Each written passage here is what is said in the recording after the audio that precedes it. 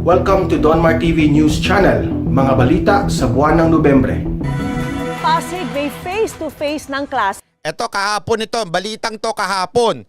Ha?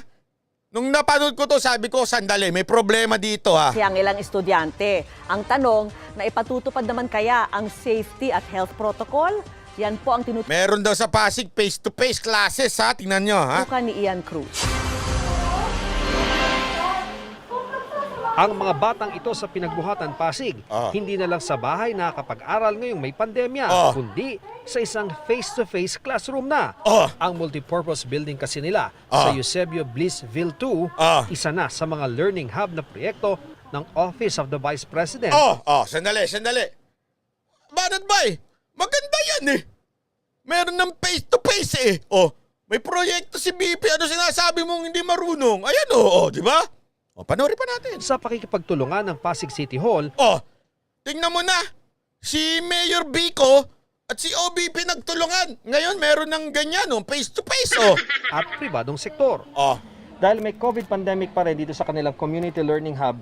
Ayan, 10 tao so lang sinabi naman nila ngayon, ginastify, hanggang 10 lang naman yung tao eh. lamang yung pwedeng pumasok. At makikita nga natin, nasa 6 lamang yung cubicle na nakalaan para sa mga batang mag-aaral. Parang ang ganda, ang galing ng press release Ang maganda daw dito, yung lesson nila for the day ay sinasuggest ng mga bata sa kanilang mga tutors. Ito yung mga lesson kung saan sila nahihirapan sa kanilang mga module. Umaabot na sa 73 ang mga bata mula sa grade 1 to 6. Parang ang galing, di ba? Di ba? Ano sinasabi mong pangit? Ang ganda-ganda ng ginagawa ng OBP at saka ni Mayor Vico. Tandem silang dalawa. Sandali lang, Brad. Panoorin mo ito. Yung balita naman ngayong araw na ito.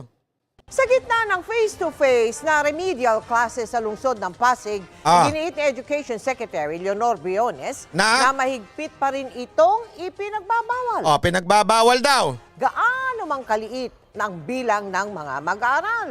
Pinagbabawal daw. Gaano mang kaliit. Paglilinaw pa ng DepEd, wala silang kinalaman sa Community Learning Hub na proyekto ng Office of the Vice President o Wala daw silang kinalaman dyan. OVP sa pakikipagtulungan sa Pasig City Hall at pribadong sektor. Dati na raw itong iminungkahi ng OVP. Dati na daw minungkahi ito, pero Hindi nila pinayagan dahil hindi daw pinayagan. So anong tawag sa kanila?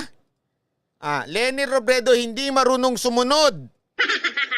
Palpak ka na naman, Leni Robredo. Sabi ko sa'yo, lagi kang palpak kasi di ka nag-iisip. taliwas sa utos ni Pangulong Duterte na walang face-to-face classes. Sinabi na nga bawal ang face-to-face. Nagpaalam ka, hindi kayo pinayagan. Ano na? Hanggang walang bakuna. Last August, nag-request ang Office ng Vice President na Last August daw, nag-request, hindi nila pinayagan. nagsasabi na sinasuggest nila yung project na yan. Tapos sinagot namin, humingi kami ng details. Walang ganong klaseng kasunduan. Walang ganong kasunduan, hindi sila pinayagan. Walang ganong klaseng approval. Walang approval, hindi pinayagan. At nananatili pa rin ang policy ng ating presidente na walang face-to-face sessions ang mga bata sa pagkangayon, samantalang wala pa tayong vaccine. So, anong tawag sa kanila? Tatanga-tanga o swail na ahensya ng gobyerno? Nangingialam kasi, yan ang hirap po kasi. Yung sinasabi ko sa inyo, yan ang mahirap pag ikaw ay politiko. Yung gusto mo lang umepal ng umepal dahil kailangan mo ng boto sa 2022, kaya lahat ng gagawin mong PR, gagawin mo. So kakausapin mo pa yung kaalyado ninyo na isa pang bagito na wala rin kaalam-alam, di pala nagpaalam, nagpaalam pala, hindi pala pinayagan, tapos gagawin nyo pa rin. Anong tawag sa inyo? Bobo o tanga? Sandali, tanong ko lang Sagot naman ni OVP spokesperson makikialam na naman to si Barry Gutierrez. Si Barbie Gutierrez. Barbie Gutierrez. Matagal na silang nakikipag-ugnayan sa DepEd Pero ang tanong, pinayagan ba o hindi? Mali naman yung sagot mo sa learning hubs. Pero ngayon lang daw sila nagpahayag ng pagtutol dito. Sa kasalanan pa pala ng DepEd. Sisihin ng DepEd. Bakit ngayon lang kayo tumutol? Ang bihira. Inilaan daw ang mga learning hubs para sa mga estudyanteng hindi komportable sa home-based learning. Maaari rin daw bumisita ang mga taga-DepEd para makita na Hindi kayo pinayagan. Okay, walang kasundo ang ginawa. Huwag na kayo maging pasaway. Bumisita kayo. Kayo tingnan nyo. Wala naman na ano dito.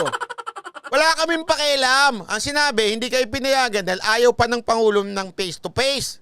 sinusunod nila ang health protocols sa mga learning hubs. Kasi ito tatanga-tanga rin kayo dyan sa opisina ni Leni Robredo eh. Kung papayagan kayo, edi payagan na rin yung iba. Anong gusto nyo? Special treatment kayo? Dahil porket OBP yan, special treatment ang gusto ninyo? Wala pa pala kayong, hindi pa pala kayo inaalaw ng DepEd, ginawa nyo na. May tawag sa inyo, tanga. O bobo. Hindi, totoo naman eh.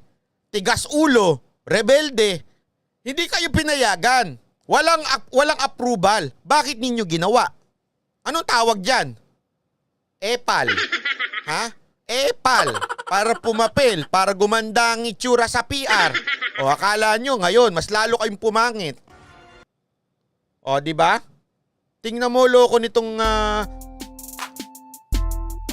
Hindi kasi sa akin ito, sinasabi niya, hindi, sumusunod naman kami sa patakaran ng DOH na ganito, merong alcohol, may ganyan to ganito. Hindi ho yan ang usapan. Ang sinasabi, kayo ba inauthorize ng DepEd? Hindi. O bakit nyo ginawa? Dahil OBP kayo? So pagka pinigilan kayo, sasabihin nyo na naman, hindi kasi pinag-iinitan kami, kasi binabulita kami. Tanga! Di kayo pinag-iinitan, bawal yan eh.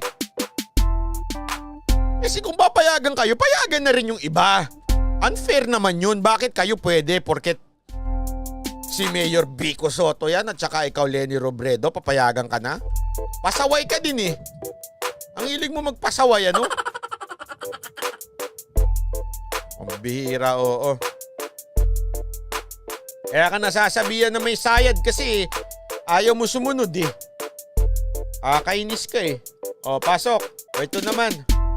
Gusto ko lang manatan to eh. Nakakatuwa kasi yung mga reaksyon ng mga driver. Kapuso, nagbalik na po sa normal ang daloy ng trapiko sa EDSA. Hindi tulad po ng mga nakaraang araw at buwan. Usad pagong na ulit ang biyahe dahil sa mga U-turn slot na isinara. Yan ang tinutukan ni Ian Cruz. Baga alas 8 ng umaga, ganito katindi ang traffic sa northbound ng EDSA Muñoz. Bumper to bumper ang traffic na ayon sa mga motorista, epekto ng pagsasara ng 2 pang U-turn slots. Siguro, alam ko na kagad sasagot ng mga motorista. 3 oras na kami dito eh. 2 oras na kami dito. Traffic talaga eh. Talagang tagal-tagal namin lang kwenta grabag eh. Para mas mapabilis naman ang biyahe ng EDSA busway. Mula kahapon, 2 pang U-turn slots ang isinara malapit sa EDSA Oliveros at EDSA Balintawak. Kaya naman, di malaman ng mga motoristang sanay sa U-turn sa EDSA kung saan sila iikot. Ang dating ilang minutong biyahe pa Balintawak, tumagal daw ng husto. Kami, kanina tagal-tagal dito eh. Magdadalawa na. Dito lang sa Riveros. Tagalo, grabe. 1 oras. Sana hindi na nila sinarado yun. Doktor! Ang ibang nakapatulakan ko doon. Tawag din yun. Walang kwenta. Walang kasi itong mga doon. Kaya walang packing. Walang yung traffic. may karga pa namang paninda, inabot ng siyam-siyam sa biyahe. 2 oras na nga po. Kanina pa nga po kami. Itong pangarga ko po diniliver ko po sa Santa Ana eh. Anong oras na po? Baka hindi na po tanggapin. Mula sa Quezon Avenue sa Quezon City, ang kauna-unahang U-turn slot dito sa northbound ng EDSA ay dito na sa kanto ng Biglang Awa sa Caloocan. Pero ayon sa mga enforcer ng DPSTM, baka mas lalo pang tumindi ang daloy ng trapiko dahil yung mga U-turn slot dito sa Caloocan, isasara na rin daw. Sigurado yan siya. Talagang nandito lahat ang traffic niya kasi wala sila may U-turn. Dito lang po sa may monumento. Doon na lahat ang sakyan po. Pagsapit ng tanghali, ang dulo ng traffic sa northbound nasa EDSA Santola na. Lalo pang sumikip ang traffic nang mahagip ng isang bus ang isang babae bago magtanghali. Biglang tumawid po. Biglang tumawid. Galing dyan sa may tutok nang tumawid eh. Pinarinahan ko ng gusto. Wala na, walang isang di pa, bigla na lang lumabas dyan, no?